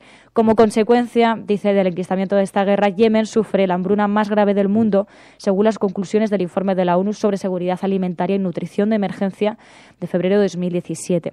Y sobre refugiados, queríamos recordar aquí un poco también lo que ha comentado Emilio Silva, y es que ayer se cumplió un año del acuerdo de refugiados entre la Unión Europea y Turquía, por el que además también hemos visto pues que, digamos, Erdogan, el mandamás de Turquía, ya está también reivindicando a Europa ciertas cuestiones con este acuerdo en la mano.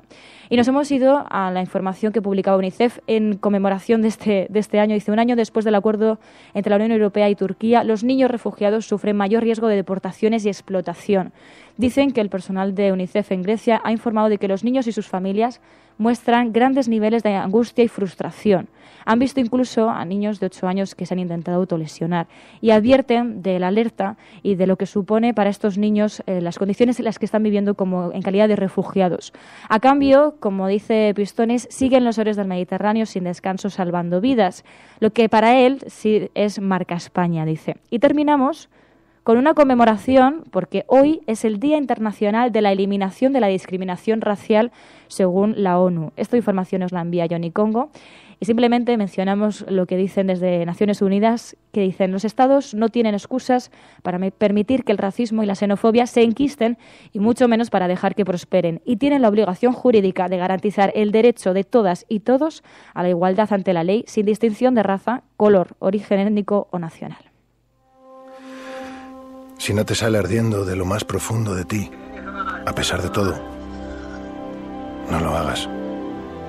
A no ser que salga espontáneamente de tu corazón, de tu mente, de tu boca, de tus entrañas, no lo hagas.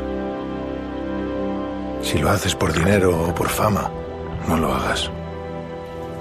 Si lo haces para llevarte mujeres a la cama, no lo hagas. Si te cansa solo pensar en hacerlo, no lo hagas.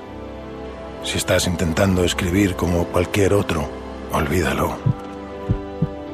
Si tienes que esperar a que salga rugiendo de ti, espera pacientemente. Pero si nunca llega a rugir, haz otra cosa. Si primero tienes que leerlo a tu esposa o a tu novia o a tu novio o a tus padres o a cualquiera, no estás preparado. No seas pesado y aburrido y pretencioso, no te consumas en el amor propio. No lo hagas. A no ser que salga de tu alma como un cohete, no lo hagas. A no ser que el sol que hay dentro de ti esté quemando tus tripas, no lo hagas. Cuando sea verdaderamente el momento, si has sido elegido, sucederá por sí solo y seguirá sucediendo hasta que mueras o hasta que muera en ti. No hay otro camino y nunca lo hubo.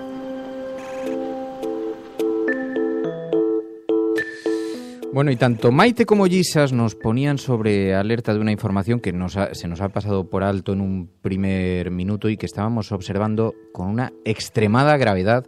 Nos parece extremadamente grave. Portada hoy en Público.es. Amenazas de la brigada política a Público.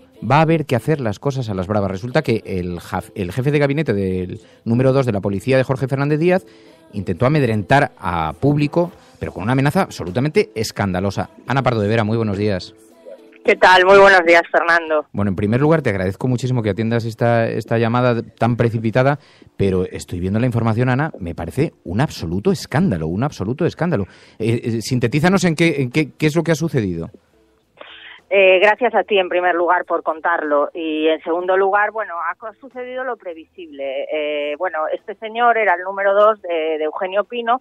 Fue, de hecho, recordaréis las grabaciones del ministro, que era una conversación del ministro Fernández Díaz con el jefe de la Oficina Anticorrupción catalana, Daniel de Alfonso. Bueno, pues este señor fue el que le introdujo a Daniel de Alfonso en el despacho del ministerio. Quiero decir, es parte implicada en esas conversaciones en donde Fernández Díaz y de Alfonso trataban de conseguir pruebas o de inducir a su fabricación o afinarlas por parte de la Fiscalía.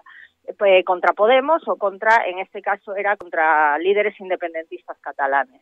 Bueno, pues este señor habló con nosotros, con público, se opuso rotundamente a que publicáramos cosas sobre él porque lo han destinado a un destino dorado de estos de 10.000 euros al mes y a su mujer también le han buscado un destino. Entonces él se oponía que sacásemos esta información diciendo que bueno, que si la sacábamos y nombrábamos a su mujer, que es parte implicada, insisto, porque el destino también se le buscó a ella, nos dijo que entonces arreglarían las cosas a su manera, con amenazas personales y con amenazas de inventarse cosas y todo en un tono además curiosamente mafioso, ¿sabes? Esa suavidad del Padrino al decir las cosas. Bueno, pues eso, pero que todavía da muchísimo más miedo, ¿no? Pues eso es lo que pasa. Es bastante chusco el comentario. La información viene firmada por Patricia López y Carlos Enrique Sí, Rayo. ellos son los que están llevando directamente el tema de, como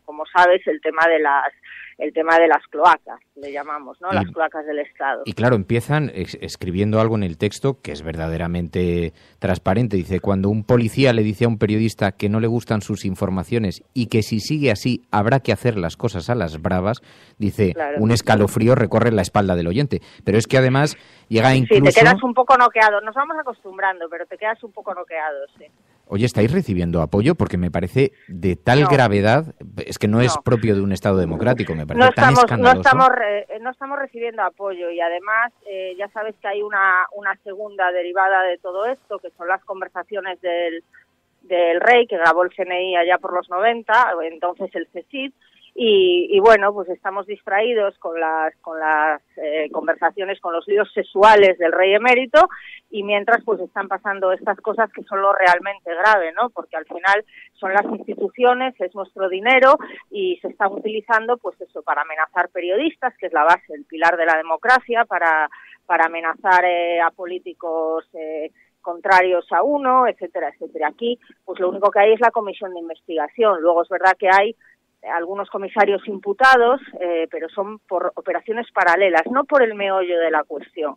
Quiere decir, las conversaciones del ministro ni siquiera se han molestado en contrastarlas, en escucharlas, nada. Nosotros las pusimos a disposición de la Fiscalía y las vamos a poner a disposición de la Comisión de Investigación porque nadie nos las ha pedido, salvo Podemos. Quiero decir, ni Partido Popular ni Partido Socialista nos han pedido las conversaciones para la Comisión de Investigación sobre esas conversaciones, que tiene estela. Es absolutamente vergonzoso. Así que tenemos a la policía... Amenazas de la brigada política a público. Va a haber que hacer las cosas a las bravas. Es una cosa... En estas cloacas de interior que hemos descubierto a raíz de las informaciones que habéis ido publicando sobre unas batallas que se están dando en el seno de la policía, que son vergonzosas y sobre las que están pasando como si no estuviera ocurriendo nada. Y vemos policías grabando a ministros grabando. Es una cosa absolutamente escandalosa. Sí, ministros respaldando públicamente al núcleo de esas cloacas, que es el comisario Villarejo, al que todos conocemos ya desde hace muchos años, porque este señor viene ya desde las brigadas franquistas, quiero decir, no es un desconocido. ¿Qué pasa? Que han estado implicados los gobiernos de todo signo, que en España son Partido Popular y Partido Socialista, con lo cual nadie tiene interés en escarbar, sino en tapar. Nadie tiene interés en depurar responsabilidades porque pueden salir muchos nombres. Nosotros todavía tenemos mucha información. Nos da igual las amenazas, como te puedes imaginar. Hombre, no nos dan igual porque, en fin, es mejor no tenerlas, pero da igual. Nosotros vamos a sacar todo lo que tenemos y luego pues ya cada uno que ejerza sus responsabilidades. Son policías, no es muy tranquilizador este asunto. No es muy tranquilizador. También te digo que la policía en general, hay gente muy enfadada porque creen que se está manchando también el nombre del cuerpo, y eso es verdad. Lo que pasa es que si no toman medidas desde arriba, los policías, el resto de policías, los que no están manchados, que son la inmensa mayoría, no pueden hacer nada. Ese es otra derivada. Oye, ¿vais a hablar con Victoria Prego y la APM? Pues mira, si te digo la verdad, no, porque hay una razón, y es que te recuerdo que cuando nosotros sacamos las grabaciones del ministro, vinieron 2 policías sin orden judicial a requisar las grabaciones. Por supuesto no se las dimos, porque venían sin orden judicial de parte de Eugenio Pino, de parte de esa policía política, ¿entiendes? Y cuando nosotros pedimos amparo, no se nos dio. A la APM. Ese es el doble rasero. Es una cosa absolutamente... Ese es el doble. vergonzosa. Por eso a mí, yo cuando vi lo de Podemos dije, pues mire, ¿qué le vamos a hacer? Pero es que nuestra profesión, por un lado, está así. Unas veces te salen bien las cosas y otras veces pues te encuentras con gente que no está a favor del derecho a la información, sobre todo cuando la afecta personalmente. Pero oiga, no levantemos, quiero decir, no me vas a comparar lo que pueden ser las presiones de un grupo de gente de Podemos con todo esto, que además implica, insisto, a las instituciones del Estado. Pues no le vamos a pedir amparo a la APM, no le vamos a pedir amparo, claro que no. Nos pondremos una denuncia cuando todo esto acabe, probablemente pondremos las grabaciones también de estas amenazas a disposición de las autoridades judiciales y veremos a ver, pero no tengo ninguna esperanza, ya te lo digo, porque llevamos mucho tiempo con esto y no hemos recibido nada, ningún apoyo. Pues Ana Pardo de Vera, te agradezco muchísimo que hayas atendido esta llamada, Ana. Muchísima Gracias a vosotros, suerte y de verdad, por muchísimo recogerlo. apoyo y estoy viendo algunos mensajes, además de los oyentes que están en absoluta sintonía con vosotros y tenéis muchísimos amigos. Eso es lo importante. Muchísimas gracias, Fernando. Gracias de corazón. Cuídate, Ana. Un abrazo muy fuerte. Igualmente, un abrazo. Adiós.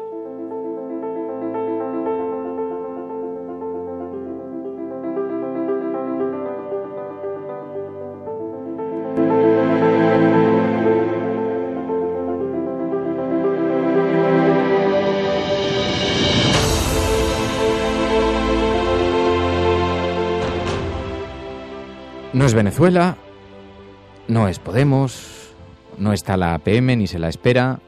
Son policías españoles amenazando a un medio de comunicación porque las informaciones que estaban publicando les provocan inquietud. Y hay un equipo de gente muy valiente porque hay que mirar esto de frente, ¿eh? Y que te toque.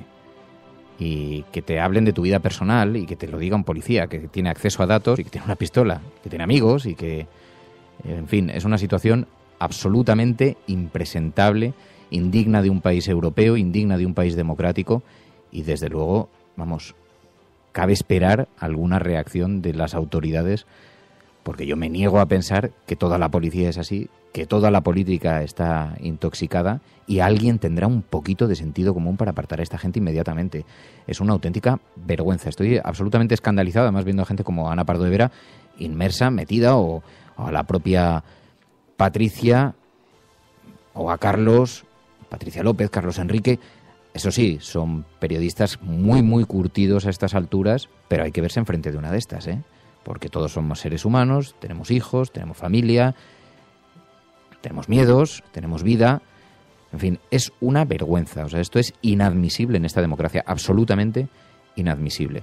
Pero en fin, así son las cosas en este país y por suerte no estamos solos. Hay un montón de gente alrededor, no están solos en público, deben saberlo desde aquí. Hay un montón de oyentes, además estoy viendo mensajes muy, muy, muy, muy de apoyo también y bueno, es bueno saber que por lo menos en esa batalla por el derecho básico, esencial a la información, pues hay mucha gente en sintonía, ¿no? Y que no está dispuesta a consentir estos atropellos y estos abusos y estas... Pero en fin. Emilio, vale. María. Bueno, decir. ¿sí? O sea, abierto. No, yo simplemente quería decir que al final esto evidencia, pues digamos, la doble vara de medir que ha dicho Ana Pardo de Vera, lo solo que te puedes sentir a veces si tocas ciertos temas intocables. Y luego también que ha faltado muy poco tiempo, o sea, ha pasado muy poco tiempo para evidenciar la defensa que hacían muchos medios de comunicación, del periodismo, de la libertad de expresión, pero vemos también la doble vara de medir y también la falsedad, porque cuando se aprobó la ley Mordaza, muchos medios no salimos en la defensa de la ley Mordaza, y creo que hay que salir en todos los casos por la libertad de expresión, por la libertad de opinión y también por la libertad que los propios medios de comunicación gozan, que es de hablar de la verdad sin ningún tipo de amenazas. Y con esto hemos visto que lo de la APM ha quedado en evidencia. Sí, es un absoluto escándalo.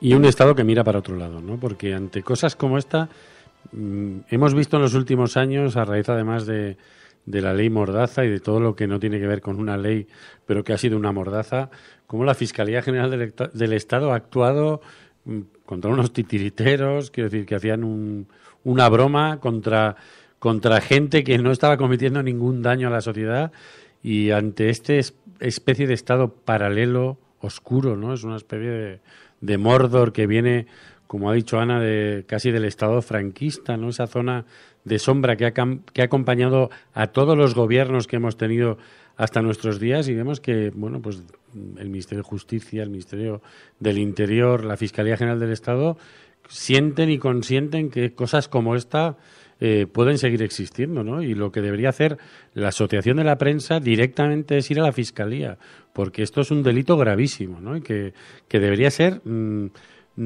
algo que criticáramos desde un medio de comunicación, debería ser inconcebible en una democracia. Bueno, pues vamos a ver ahora qué hace Victoria Prego. Y yo creo que todos lo intuimos, ¿no? Pero, en fin. Bueno, muchísimas gracias a todos por vuestra compañía. Muchísimas gracias, Mary, Emilio. No se merecen. Muchas gracias a todos por estar ahí. Y mañana más. Mañana volvemos. Estás escuchando La Cafetera. Y si lo estás haciendo, eres la Resistencia. Y no estás sola. Buenos días, buenas tardes o buenas noches.